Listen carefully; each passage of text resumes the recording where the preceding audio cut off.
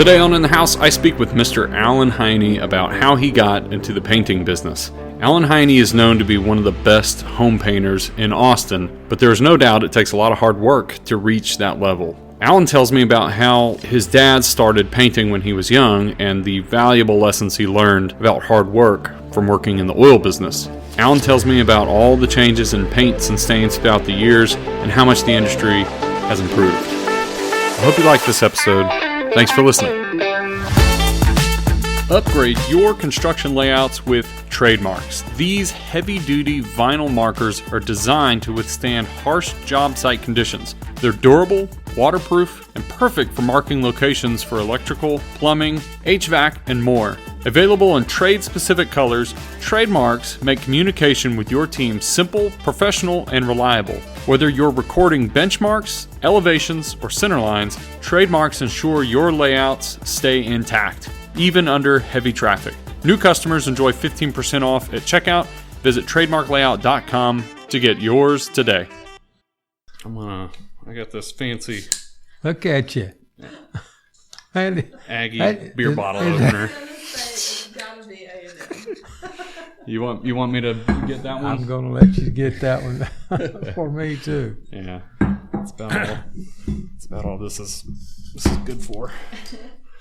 Here you go, sir. Appreciate you. Yeah. Cheers, mate. Cheers. Thank you, sir. You brought a giant brush with you, and I'm kind of interested what that brush is about. Is there a backstory to that thing? There is. Okay. Well, let's dive right in. What's the backstory of the brush? 8-inch brush. 8-inch brush. You can't even find those in the store anymore, can you? And surprisingly, this is a Purdy. You know, I mean, it's got the name on it right there. Yeah. That's one of the better brushes that we can buy and use. You know, Sherwin-Williams bought the company, but this was my dad's brush. No kidding. Yeah. There's some history to that thing. Yes, there was. And my dad was a fireman, and he painted on the side. So, I remember back when I was a kid that he had me over there downtown on these professors' houses that worked for UT. Mm-hmm. They'd get his name, or Dad partnered with a fireman, and they would they'd brush those houses, they'd paint those houses. Really? And I would be sanding those wood screens. Oh yeah, all the storm shutters, the louvers and stuff. Come down, and I remember I was making 25 cents an hour, and there you go. Yeah, and Dad kept me busy I'll bet. So I learned a little bit. I learned a lot from my dad. Yeah, yeah. So he actually started the company, or how did this morph into? Well, how did you get into what you're doing today? Well,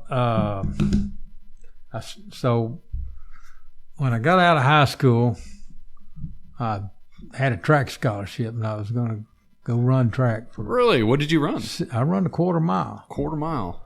Okay. And so I was going to run track for Cisco Junior College, and I got a phone call one evening from my old high school buddy that I played football with, and he said, "Heine, I got you a job down here." I said, "Where you at, Mick?" He said, "Well, I'm Sabine Pass. Said, if you can be down here tonight, we're pulling out in the morning." Said, "I got you a job, Brown and Root." Brown and Root. Brown and Root. Root to scoot. It was we laid pipe in the Gulf of Mexico. Oh, really? And I hired on that night. Uh-huh.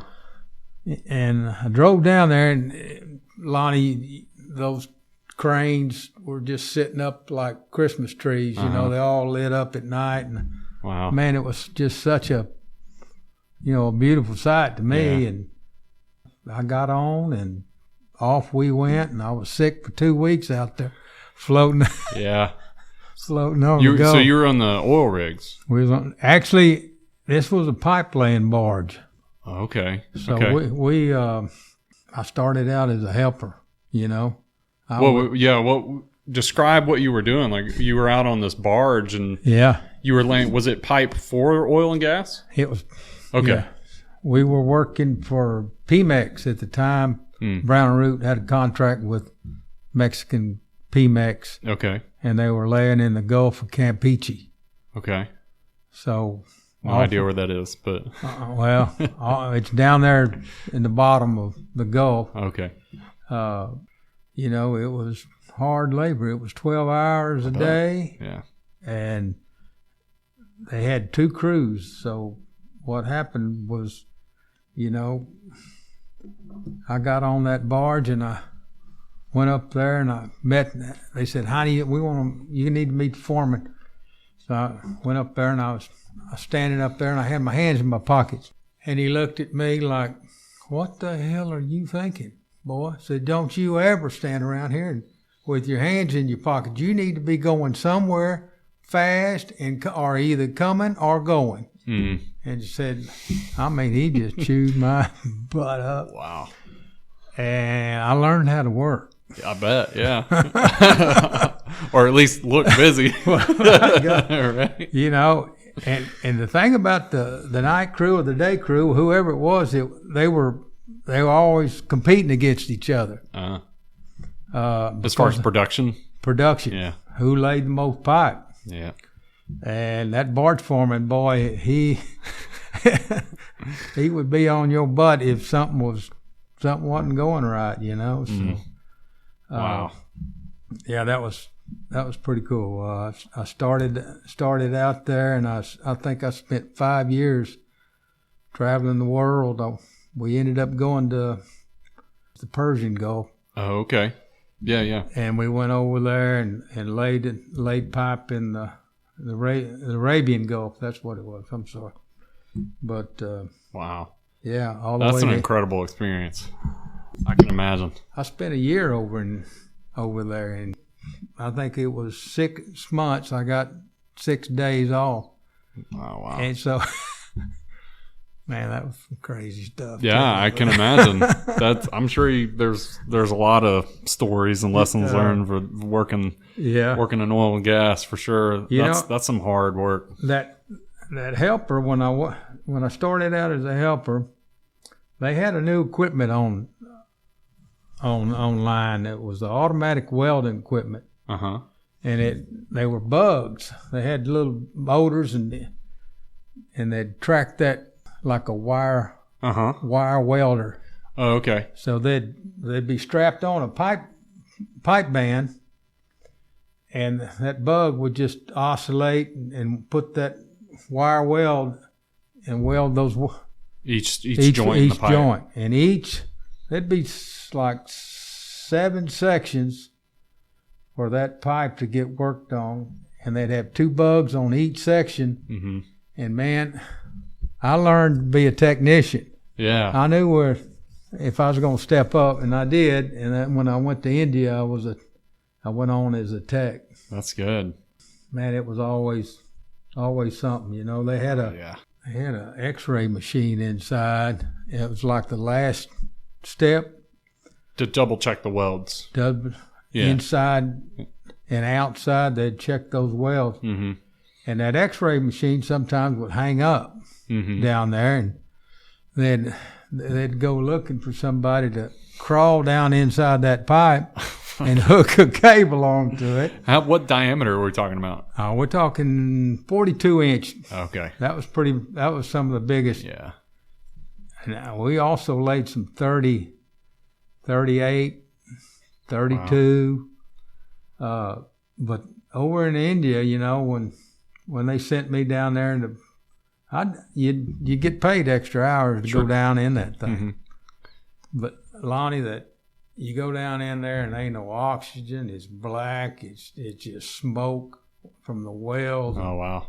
And man, it's pretty dangerous. It's all you can think about is just kind of calm. Go down there and keep a nice calm.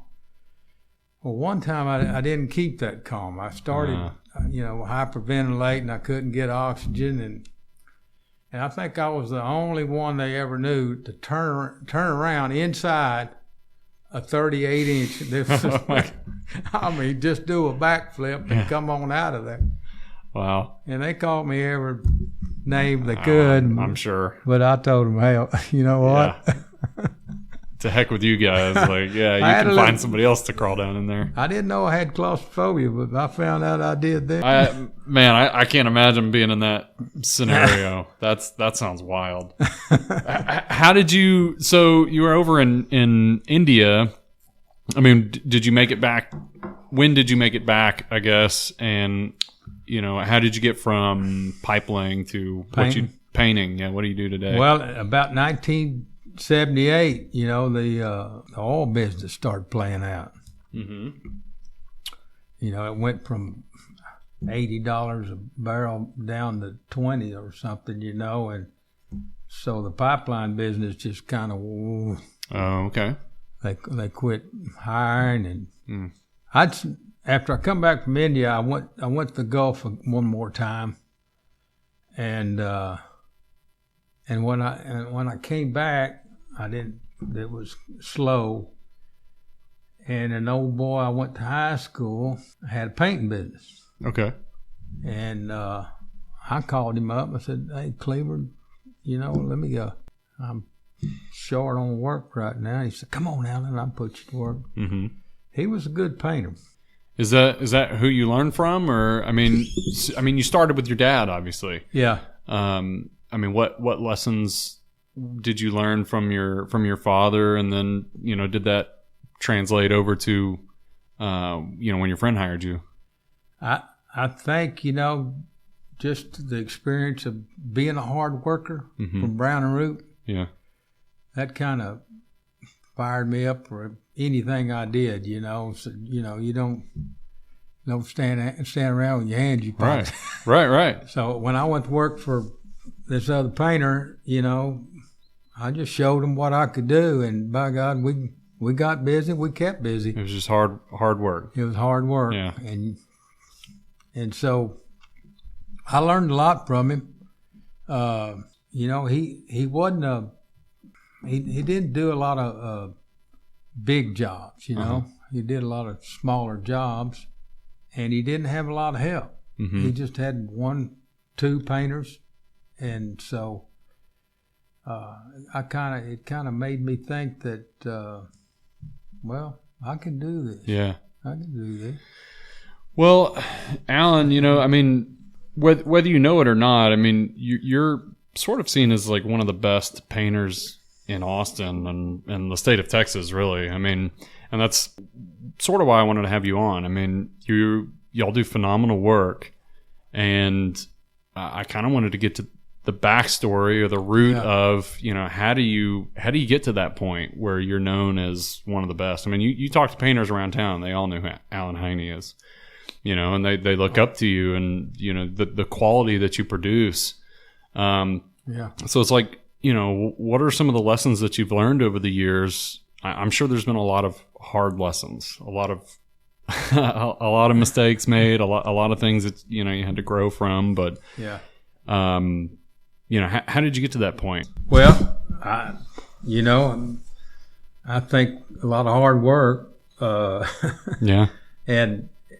But after I was working with that painter, he didn't treat his men like I think I would have at the time, because the guys I got along with, he just didn't have that, that he could care less if they showed up or if they were there or whatever, He just did his 8 hours and went on, Right. And he was a contractor. Mm-hmm.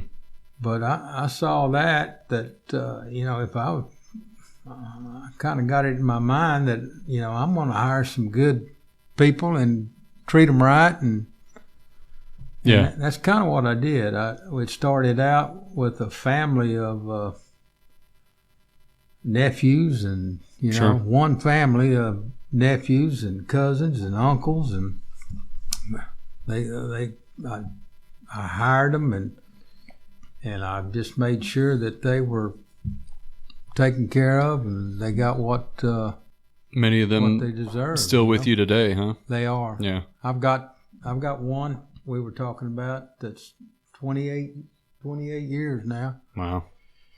And some of them are close to him too, you know. Yeah. And Is that would you say, is that your biggest challenge, is like hiring and retaining talented people or hardworking people? What would you say your biggest challenge is? Challenge. I think probably running the business, the challenge would be keeping work coming in. Okay. Being, have some place for these guys to right, keep them fed. Yeah, new work. Keep them with me, because some of the good guys, they'll, if you're not paying them what the labor rates out there today, they'll go somewhere else. They will, and they got that opportunity. But I've always tried to treat them with respect and pay them good. Mm-hmm. I mean, they take all that respect, but hey, as long as that check's still at the end of the day, they got a family to take care of. Yeah, that's true. I get it. So I try to keep them up with what the scale is, and I think that's a lot right there. Just them knowing that I'm taking care of them. As far as the work, I think the guys have kind of taught themselves, and we on site quite a bit, just going over stuff with them, but they'll they kind of teach themselves or they'll teach their younger guys. Or that's what I was going to ask, was like, how do you train? How do you train your crew or new hires to be up with, this is our level, this is our standard? Yeah. How does that happen? How do you train? It's something I can just, I just make sure that my top foreman is leading the way on that. Yeah. Because those guys are going to work with him. And if he's not getting what he wants out of him, Yeah. I just tell him, look, show him. Let's go. We got to get him up to par, and we'll hire a guy and keep him, if we think he's making the grade, we'll just keep him on and keep pushing him and let him have that spray gun, or let him have that. Right. Let him, Yeah. Let him get in there and get some experience. Yeah, show them how to do it. But even your lead guys, like, how do they get? Is it literally just all through experience, or I mean, how do they get trained? How do they get brought up? I mean, is that quality?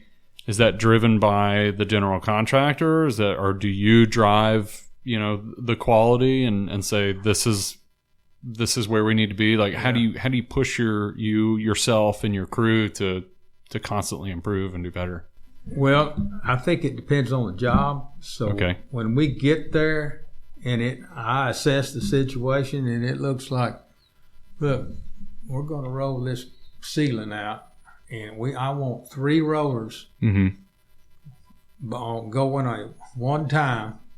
And walk the dog on this thing and bring it on. Keep a wet edge. Show me you can do it. Yeah. Because if you don't, we're going to have to keep redoing it and redoing it. You're just going to have to. So that's what they. Yeah. I get on. I guess, Lonnie, after 43 years, I've seen a little bit of it all. So I can go on there and say, oh, well, we're not going to do it this way. We're going to do it this way. I want you. But sometimes they'll tell me, they'll say, hey, Al, if we did it, blah, blah, and I'll listen to them. Sure. And so, those guys are experienced enough they can tell the old man a little bit.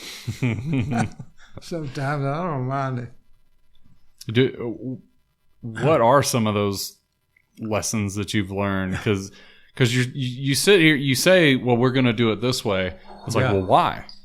Why do you want to do X, Y, Z? Why do you want to do it a certain way? Yeah. Well, it's because either A, you've done it the wrong way and you learned the lesson. Yeah. Or you've seen it done and hey, there's a better way. Yeah. So, what are some of those lessons that you've learned? Yeah, that's. I mean, there's probably too many to go into all of them. I know I've had my share, but just like that one ceiling that it was Douglas fir. Okay. All right, and they wanted to stain it. The designers came on and said, well, we really like this color, Alan. And so I stained it. They turned out they didn't like it as much. Yeah.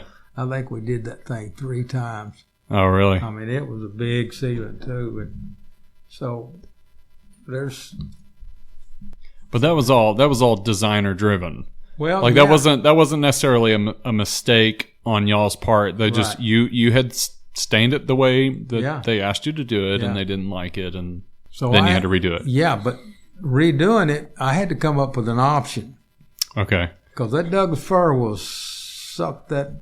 Yeah, it's like once it's stained, now you're. Yeah. Yeah. What do you do? Well, we sanded it, and so we got 6 guys in there with orbitals running, blowing and going, and we sanded that thing for a week. Oh, man. And then we stained it again, and we sanded it again. So there's did you end up painting it? No. Oh, okay. No. We ended up putting shellac on top of it, clear sealed it, wiped it with a little color. Beautiful. They liked it. They liked it. Was this? Hopefully, this wasn't all on your dime. Was this one of those painful things that you just had to eat, or? I think it was. Oh, Lord. Yeah, it was.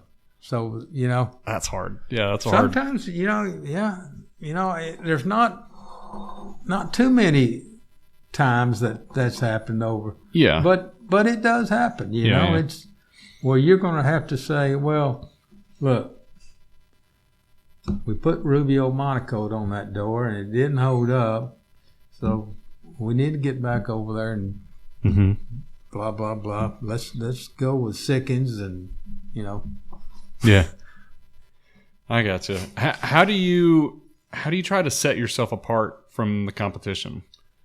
Because I know there's a lot of painters. I mean, Austin it's a big city, and there's a lot of construction. There's a lot of competition. I mean, even on just the general contracting side. But in your mind, what do you do to try to differentiate yourself and set yourself apart?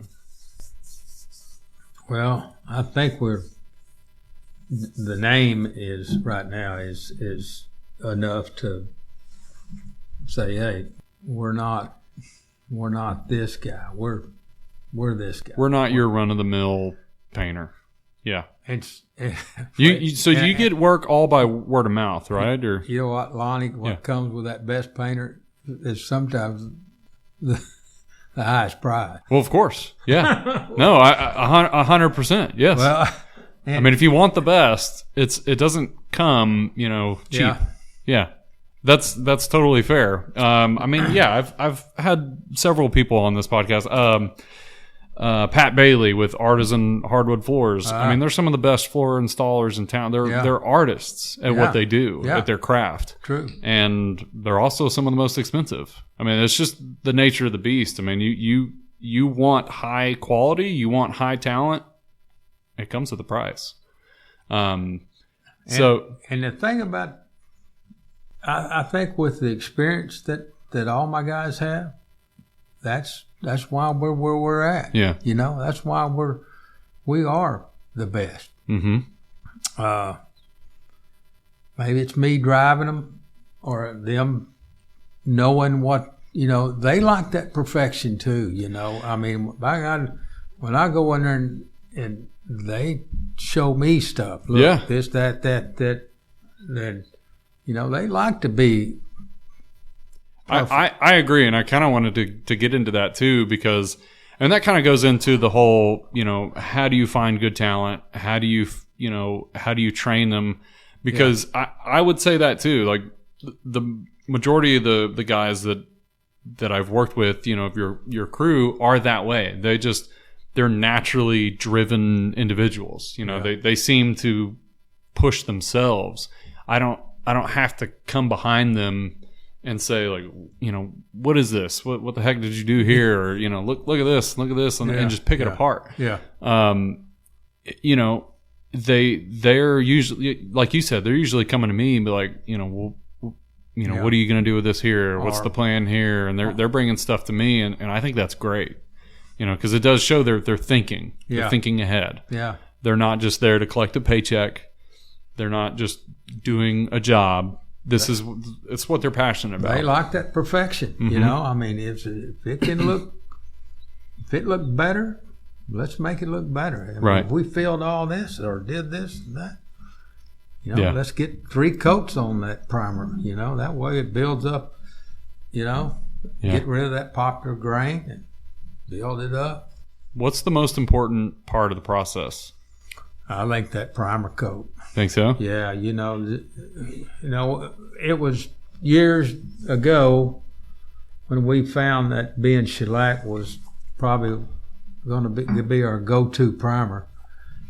Back in the old days, there was lacquer undercoat. Okay. Oh my goodness, it'd run you out of the. You couldn't find. Yeah. You remember that old stuff? Yeah. I mean, we still use lacquer from time to time. But that's some powerful stuff. But the white lacquer undercoat was the base coat, and it just didn't have the strength. It wouldn't hold up on top of raw wood. Like tannins would start bleeding through. Oh, okay. The shellac is more of a tannin killing. It's as tough as nails. Yeah. And if you get 1-2 coats on there and do all your pre-work, and then go back with that final, man, it's just that way that finish paint is going to lay off like smooth, just like glass. Like glass. Yeah. Yeah, it's definitely what I've noticed the biggest difference.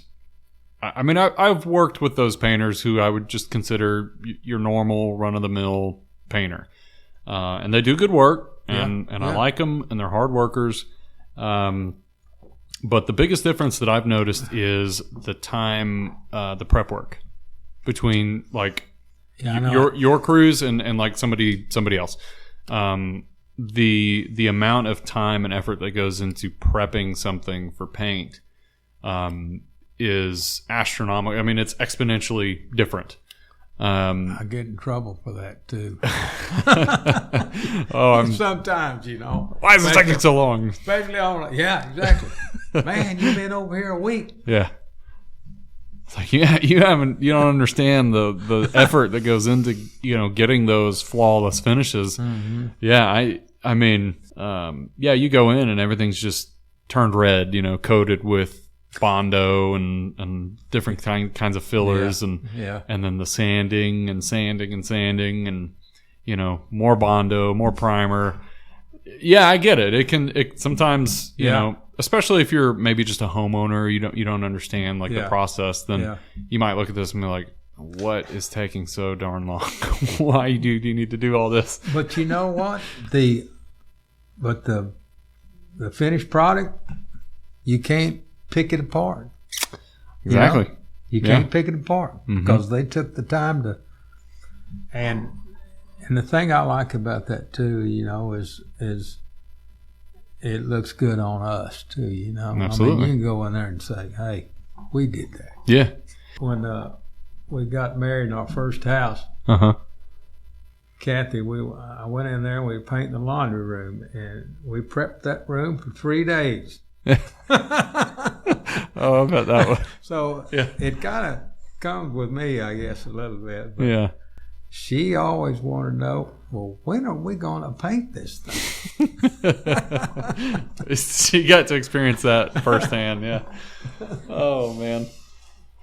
We kind of touched on it a little bit, but how do you think materials, like the material science, has changed over the years as far as like paints and coatings and stains and sealers? Like, how has that changed, and has it been for the benefit? Has it gotten a lot better? Oh my goodness! Yeah. I can. We go back to all those old lacquer undercoats, and the shellac primers came out. Mm-hmm. The good thing about it dries. It dries in 30 minutes. Okay.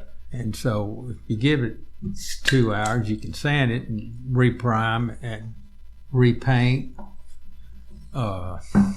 reprep, whatever you need to do. So that speeds your time up. Right. But anytime you're speeding your time up, yeah, it's all for the good. Yeah. And the thing now, of course, back in the old days was oil based. Mm-hmm. Oh my goodness! You remember we used to put that old Vaseline on your eyelids and stuff, and go in there and just create a fog in there spraying that oil-based paint. There wasn't no air cleaners or blowers or HEPA filtration or none of that. Yeah, so it was pretty tough on you back then. I remember when I first started, I had a guy.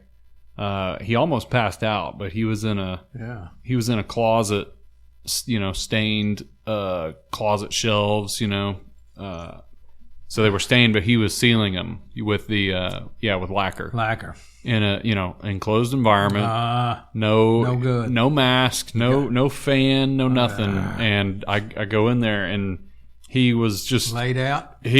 On the floor. And he was still conscious, but he just kind of like slumped down. He was just sitting there in the corner, and I called at him and tried to get his attention, but he didn't move. And so I just went in there and picked him up and we walked out. I was like, man, you can't be doing that. Like, come on, let's get a fan set up. Let's not be stupid. It's not worth injuring yourself in some way or passing out.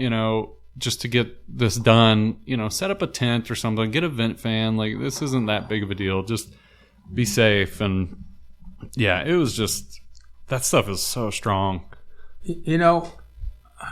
That with that comes the safety that you needed to learn about and how to work with stuff like that. And so, when the carbons came out, the carbon filters and the mask and all that good stuff, I always made sure my guys, were suited.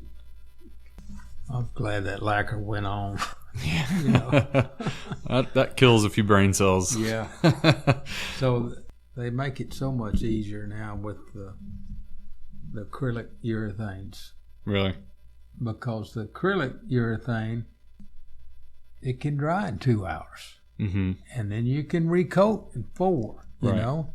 So, something that you couldn't finish back in the old days till 8 hours or 24 hours, you can 2-coat, next day 3-coat, and you're done. Really? Nice. So that speeds things up too. Increases your profitability. Yeah. Yeah. And then, not just even so would you say that, as the material science improved, does your finishing process also improve? Like, did you have to change anything as far as your prep goes in order to apply a different kind of paint or coating? Were there any big changes like that? Or? Well, we upgrade our equipment. Right. Yeah, okay. Definitely upgrade. Yeah. Okay. Because the little 440s with the fine finish tips. Okay. So we go to that opposed to the old, the old airlesses that we used. But cup guns now, we can take those HVLPs. It's high volume, low pressure, and we could stain and lacquer finish.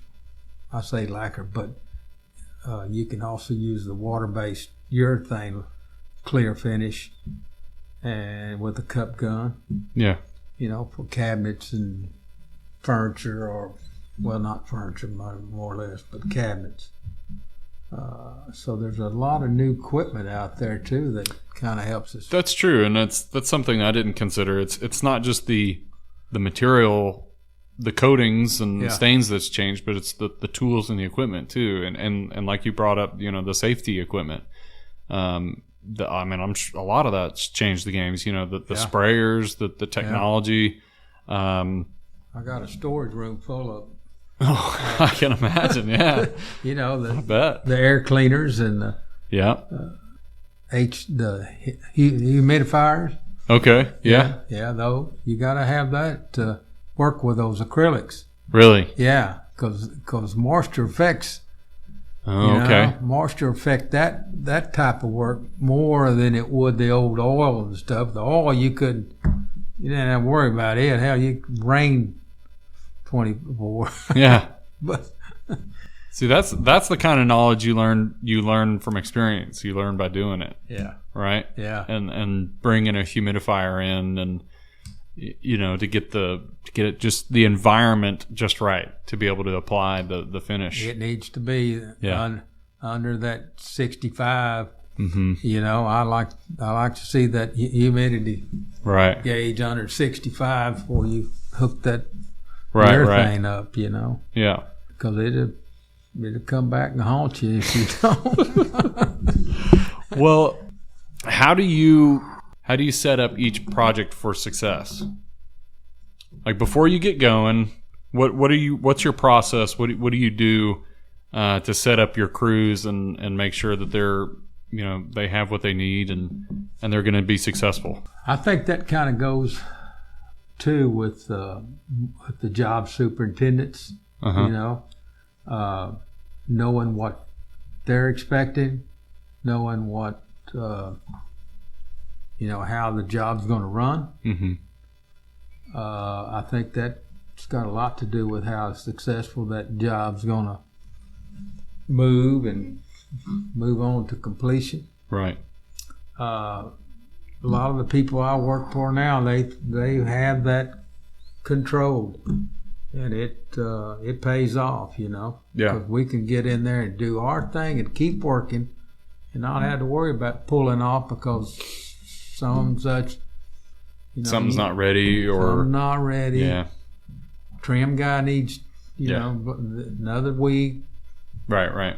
But y'all show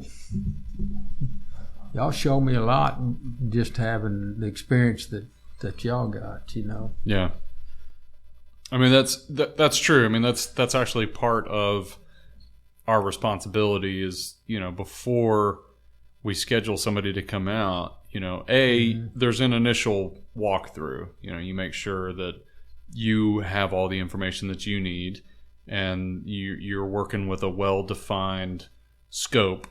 So you know exactly what you're getting into and what's to be expected.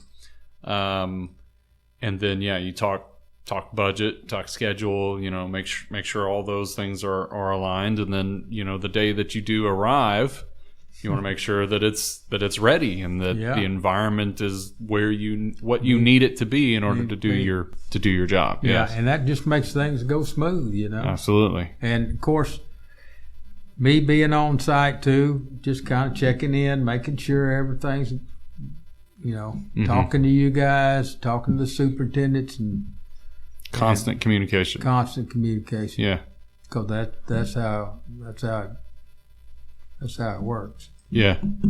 Just keeping it going, keeping it rolling. And what are your expectations of the on-site management, or even not even just the builder, but a client? If you're just doing work for a privately for a client. I kind of have a little sit down and say, hey, look, this is what we're going to do. We're going to do this and that. we're going to build the scaffold in here and fix that ceiling for you. But, you know, we're going to need to cover the floors, you know, kind of just go over every little thing that we're going to approach. Right. You know, if we get, make sure everything's either itemized, what we're doing with the clients, you know. Yeah. I want to let them know that if that drywall's not in so good a shape, well, we could fix that, or you want to let that go. Right. So basically trying to get what their expectations are, you know, what things they're looking for quality wise. Yeah, like where they're looking to spend the money and what things they're maybe willing to pass up on. Yeah. And I can show them samples and that kind of thing, make it as smooth as I can make it for them, you know. Right. Yeah. I kind of like the position I'm in now. We've kind of grown our business to working for some good contractors. And, And I I've been doing that for about 10 years now. Okay. And that just it just really gives me some confidence on where we're at today, on how to approach, you know, the future, you know. You want another one? Well, I'm doing pretty good on that. Okay. All right. Would you like one as well? Okay. I won't leave anybody out. Yeah. Thank you. Well, so what do you know, outside of work, what do you like to do for fun? Well, you know, me and Kathy were blessed to live on Lake Austin. Her dad bought a piece of property down there in 1975. Oh, really? And we bought one. He had a bunch of guys, buddies. They went in and bought a piece of land on Lake Austin back in 1975. Oh, nice. And they put 6 trailer houses in there. Okay.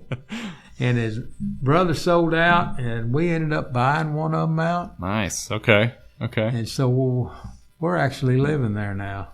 That's some good property. Awesome. It's got some boat slips down there, and we have one little water ski boat down there that's what I like to do. Water skiing? Water skiing. Really? I still ski. No kidding. Yeah. You have to go out really early for that, right? No, we could. Well, you're right. During the summertime. Okay. Well, we get out there at 7 o'clock, about right when the sun's kind of coming up. But I've got some ski partners that we get out there and spend a couple hours out there, and man, it makes it gets my old body to. I'll bet. That doesn't sound easy. No, well, you know, if you've been doing it for, I guess, you kind of, you get used to it, yeah. So I still enjoy it, and I like that. And I like to go down the coast. Still like to go down there and fish. And absolutely. Have a good time. Oh, really? Yeah. Yeah. You do a lot of the like shoreline fishing or deep sea fishing, or right there in the bay. Right there in the bay. Yeah. Nice. That offshore. I think I've had enough of that offshore. Yeah, for those big fish. Well, man. No, that or the yeah. Oh, I know what you mean. Yeah. I've been on several of those like fishing trips. Yeah. Oh my gosh. That is not an enjoyable experience for me. I get really sick. I took Kathy and Grayson, my son. Mm-hmm. We were out there in the jetties, you know, and I said, let's just move on out here a little bit and see if we can't catch something up against those jetties, you know. And I've started. Here we go, you know. Yeah. I look back there in the back, and they're turning green. Yeah. You know. That's me. I'm definitely. Even with the what is it, Dramamine, the motion sickness. Yeah. It still gets me. Every time. Yeah, there's those huge, big waves going up and down. And everything the guys tell me, they're always like, oh, just, focus on the horizon or focus on the shoreline. I'm like, no, that's trash. That doesn't work. I still get sick. Yeah, it's never been my thing for sure. Me neither. Yeah. It took me 2 weeks to get used to that when I was offshore. Oh, yeah. Before I could start feeling better, Oh my gosh. So it's miserable. But you actually get over it after a while. Yeah. Believe it or not. So you have your one son, just the one. Nice. He helps out with the business too, right? He does. Yeah. He's in ACC right now, and he's studied business. And okay. Yeah, and I feel like he's going to be the guy to take over when. Really? Yeah. That's exciting. When That's I cool. Get to that point, Yeah, he's interested, and that excites me. Yeah. That he can. He gets along well with the guys. Mm-hmm. He speaks a little Spanish. Yeah. He does fine. Yeah. I'm kind of looking forward to me kind of stepping down a little bit and him stepping up. Yeah. So he's studying business. Yeah. Yeah. How's he liking that? Well, I just step up to the mic. You can definitely talk. Kathy. He's getting his degree in business technology and construction. Oh, okay. From Austin Community College. Yeah. How's he liking it? He loves it. Really? He's doing great. That's awesome. Yeah. That's really cool. So he's going to take that and basically apply it to the company. He's already got more ideas than I ever thought I could come up with. Yeah. He said, Dad, what do you think about that? Well, yeah. Okay. So, who knows? I just wanted to add something to the backstory. Yeah. Not what you think. No. Okay. Go ahead. Well, when Alan started out, I was still in school, and he was starting this business. Uh-huh. And we had a little Smith Corona portable typewriter. Oh, and okay. we'd type up the bids, and we would be overjoyed to get our $200 bedroom contract for the week. Right. Like, oh my God, we did it. Yeah. So you talk about technology changing things? Yeah. That Smith Corona. That's true. That's a big thing. So my parents have a small business in Houston, so they do parking lot sweeping and striping. So I did a lot of that in high school. I did a lot of parking lot sweeping very early in the morning, and then going to school after. And then in the summers I would work in the shop because my dad's a mechanic, and so he would work on all the trucks and maintain the trucks, and then the crews would go out early in the morning.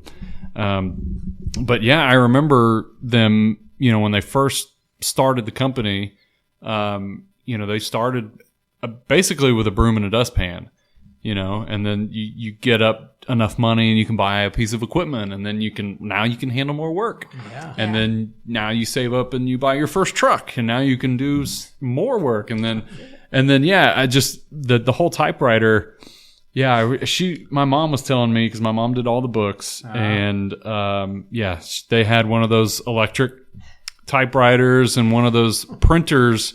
I don't know what it was. It would just had the spools of paper, and it was really loud, like laser paper, something like that. But it took forever to print off all the the invoices, and then they tell me that it was huge when we got our first computer, and then instead of doing everything by hand, you could do things on the computer, and and that's so true. As technology changes, it is such a huge benefit, to small businesses and companies, all the stuff. I mean, computers, printers,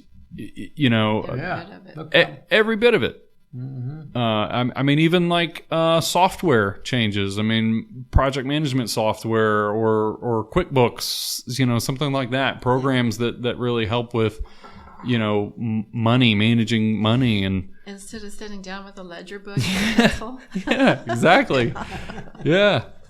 But, I mean, you definitely had, I think, more of an understanding of the books when you had to do it by hand. I mean, you knew where every penny was going. Yeah.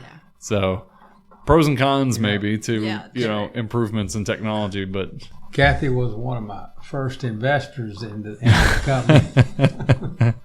Yeah. That's a great way to put it. Yeah. Now, I've got a number in my mind, but she always changes it and says, but I borrowed some money from her to buy my Before first. we were married. Oh, okay.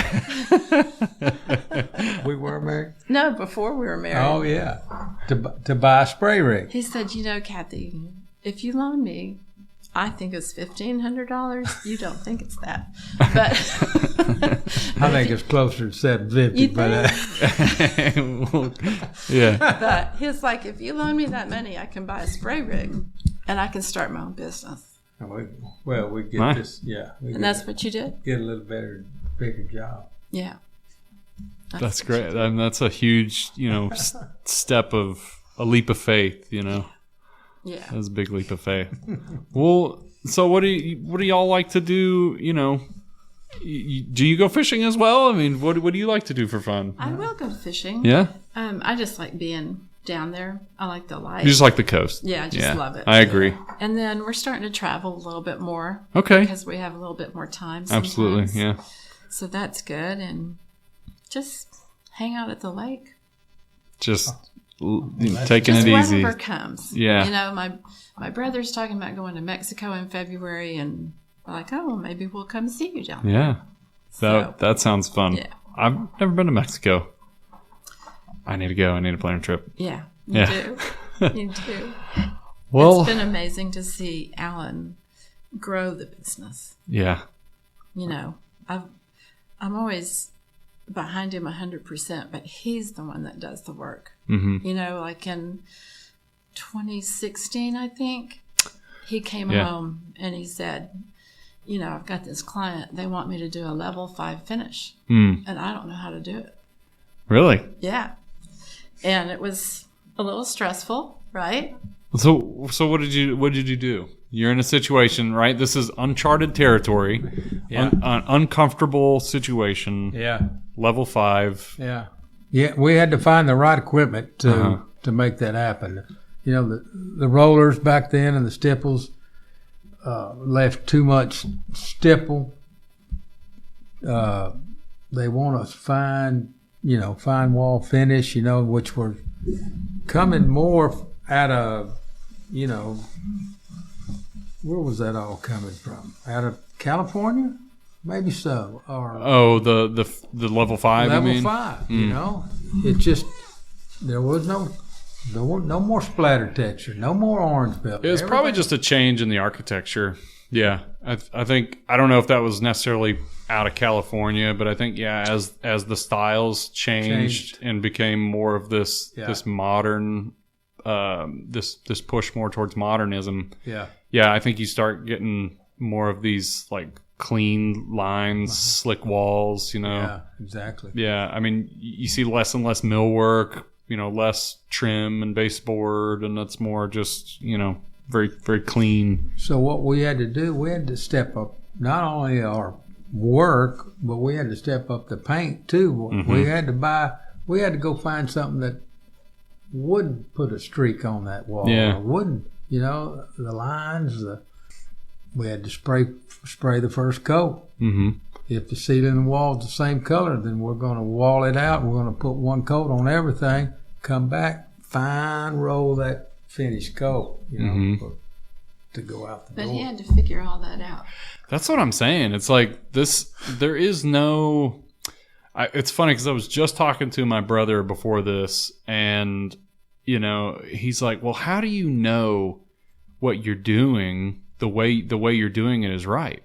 Yeah. And I'm like, well, it depends what you're talking about, but it's learned through experience. It's time tested, right? The reason why we know how to install a window or a door and the proper way to go about doing that is because it's been done for many, many years, and we know that this method is proven, and doing anything other than this method is going to result in disaster. Yeah. So damage. Yeah. You're probably going to have a water leak or something, right? So that's kind of how you learn. That's how you know, this is the proper methodology to install a door properly, or this is the proper method to install a window. But when you're in a situation like you're in where, level 5, this is new. What is that? You've never done that before. It's not necessarily, you don't, what primers do you use? What coat, what paint do you use? What spray gun? It's like this is all uncharted territory. So up your game a little bit. Let's make this. Let's try this. Yeah. Do that, and we figured it out, Lonnie, after a little trial and error. But like I say, keeping that roller wet. If you're rolling a flat ceiling, smooth ceiling, you better have 6 guys in there doing what needs to be done. Right. To keep a wet edge, you start one end and come across. Just keep it going. Yeah. That's kind of how you do it, and that's how we figured out how to keep it from flashing or getting any other lines or streaks or anything. Yeah.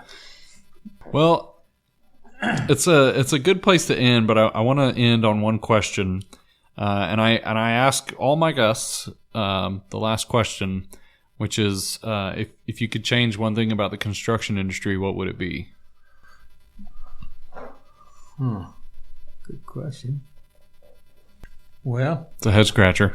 Yeah, it is a little bit, but if I change anything, I don't know. I think the way Austin is going and has been going for some time, man, it's just the best of both worlds. You see what's out there today and the money this town's got. That's true. What it brings in. To change anything, I don't know if I'd change anything. Yeah. Because times are good. That's right. And, I agree with that. Yeah. Yeah. We're happy where everything's at. And why don't fix it if it ain't broke. There you go. All right. Well, y'all, I appreciate y'all's time coming on. I really do. I had a blast, and I hope you did too. But thank you very much for your time. Thank you, Lonnie. I appreciate everything you done for us. And not a problem at all, Alan. Thank you. Thank y'all. All right.